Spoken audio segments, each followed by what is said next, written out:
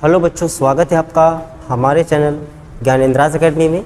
बच्चों, काफ़ी लंबे समय के अंतराल के बाद हम आपके सामने उपस्थित हुए हैं।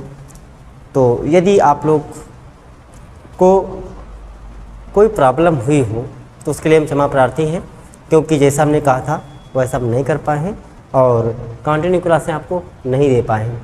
यहाँ पर हमारे सामने परसेंटेज के 2 क्वेश्चन हैं और ये क्वेश्चन ऐसे हैं कि यूपी पुलिस में पूछे जा सकते हैं, इस प्रकार के प्रश्न हैं। तो देख लेते हैं पहला प्रश्न हमारा क्या कहता है। चलिए, करा एक मेले में किसी दिन 35,000 दर्शक पहुँचे। एक कोई मेला लगता है, वहाँ पर 35,000 दर्शक पहुँचते हैं तथा उनसे 9,50,000 प्रवेश राशि के रूप में शुल्क प्राप्त होता है। कितना शुल्क प्राप्त होता है?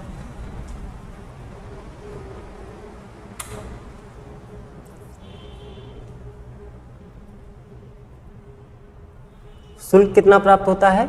9,50,000 रुपये शुल्क प्राप्त होता है। यदि प्रवेश शुल्क वयस्क के लिए मतलब एडल्ट्स के लिए 40 रुपये तथा चाइल्ड मतलब चिल्ड्रन के लिए 20 रुपये टिकट हो तो अच्छा, आगे बोल रहा है कि 10% दर्शकों को निःशुल्क पास भी मिला हो तो मेले में कितने बच्चे उपस्थित हुए थे, ये पूछ रहा है क्वेश्चन में। ठीक है, ऑप्शन जैसा कि आप देख पा रहे होंगे दिया है 12,500, 15,500, 31,500, 16,000। चलिए प्रश्न को लगाते हैं और प्रयास करते हैं कि कैसे इसको कर सकते हैं। देखो, टोटल जो दर्शक पहुंचते हैं, तो टोटल जो विजिटर्स हैं मेले में, टोटल विजिटर्स मेले में पहुंचते हैं कितने?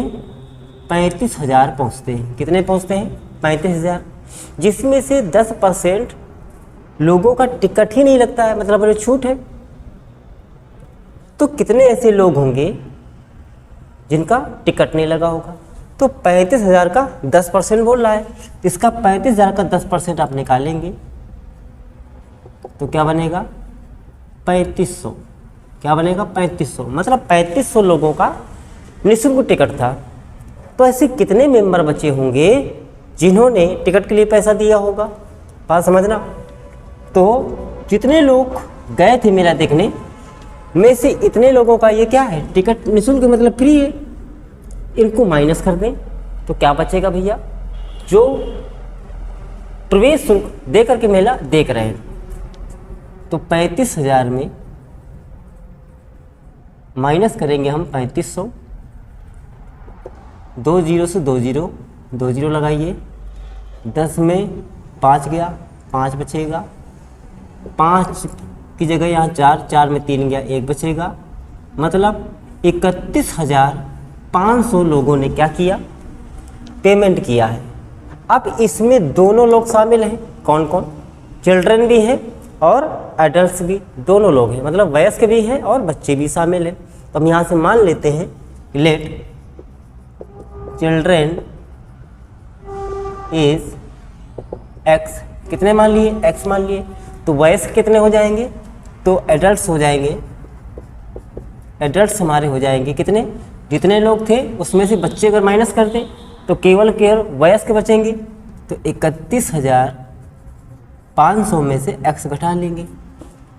अब सवाल में कह रहा है कि एक व्यक्ति को 40 रुपये, मतलब वयस्क जो होगा एडल्ट होगा उसका 40 रुपये टिकट है।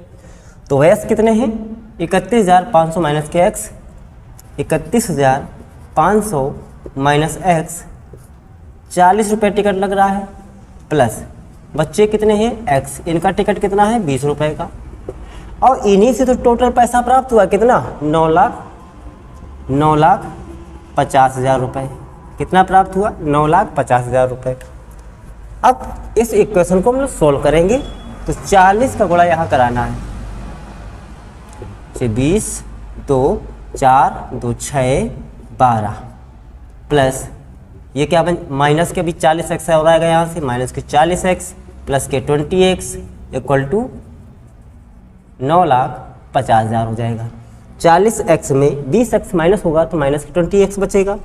उस साइड लेके चले जाइए तो क्या बन जाएगा 20x।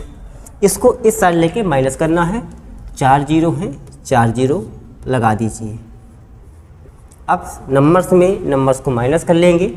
6 में 5 माइनस करेंगे 1 बचेगा, और 12 में 9 माइनस करेंगे क्या बचेगा 3 बचेगा। इस शून्य से शून्य को काट देंगे। x की वैल्यू चाहिए ना, तो 31,000 में 2 से डिवाइड कर देंगे, 2 से काटेंगे, 2 एक कम 2, यहाँ क्या बचेगा 1, 2 पंचे 10, 2 पंचे 10, 2 जीरो लगा दीजिए। x का मान कितना आया 15,500। कितना आया 15,500। हमने बच्चों की संख्या क्या मानी थी x की वैल्यू निकल के आ गई है यही बच्चों की संख्या है। अगर यहाँ पर पूछ देता कि टोटल वयस्क कितने हैं, क्या पूछ देता टोटल वयस्क कितने हैं, तो हम क्या करते जितने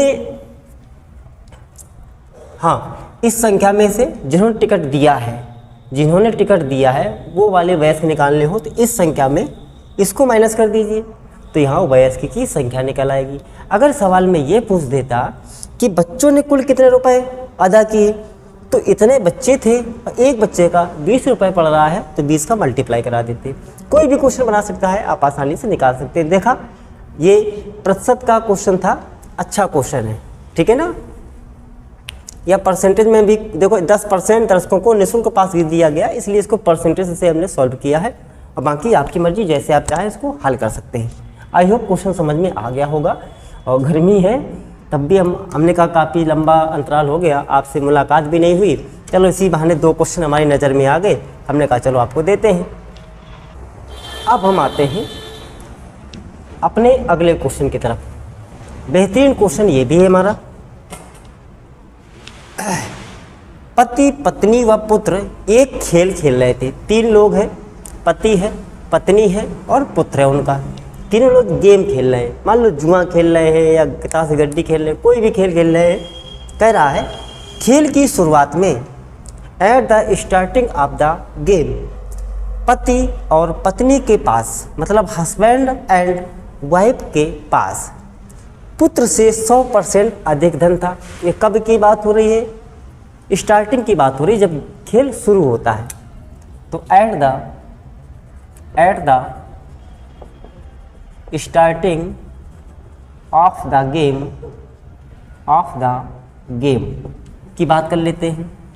कह रहा है क्वेश्चन में कि पति और पत्नी के पास, पति का मतलब हस्बैंड प्लस पत्नी का मतलब वाइफ के पास, इन दोनों के पास पुत्र से 100% अधिक धन था।